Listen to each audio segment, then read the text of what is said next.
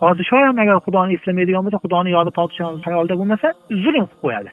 Men ma'lum bo'ldiki, dunyoni Xudoni yodi ushlab turadi. Agar Xudoni yodi bo'lmasa, savdogar dunyoni ushlash odat etsin, o'zini do'konini ham ushalmaydi u deydi. Do'kon bushtukka savdo qilib turadi, foyda qilganga ular o'xshaydi. Bir yildan keyin hamma yuzi bo'lib ketaveradi, Xudoga qo'rqmagan uchun. O'shancha hamma narsani Xudoni yodi ushlaydi deydi. Xudoni yodlasa turadi, shunisi yo'q. Daraxt ham agar Xudoni yodidan to'xtasa, tepasiga bolta keladi deydi hadisda. Xudoni yodidan to'xtaganda bolta keladi. Suv ham Xudoni yodida turgani uchun oqadi. Agar to'xtasa, to'xtab qoladi o'ziga. Aynish o'tadi keyin. O't ham Xudoni yodidan to'xtasa, keyin quriydi deydi ekanlar. Kiyim ham qachon Xudoni kirib bo'lsa, Xudoni yodidan to'xtar ekan. Qachon Xudoni yod qilishni boshlasa, o'shancha qoritoyda gaplari borki, kiyimni yangi kiygandan keyin inson beixtiyor nima deb yuboradi? Xudoga shukr deydi. Yuvinib chiqsa. Demak, hali kiyimni zikri tiliga zikr ketaveradi bu odam deydi.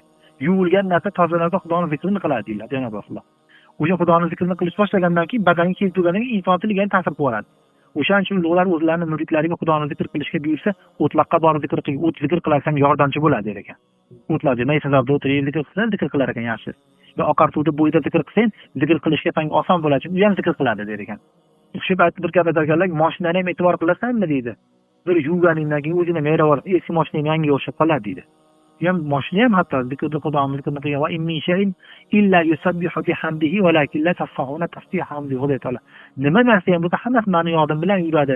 Sizlar eshitmaysizlar, xolos deydi.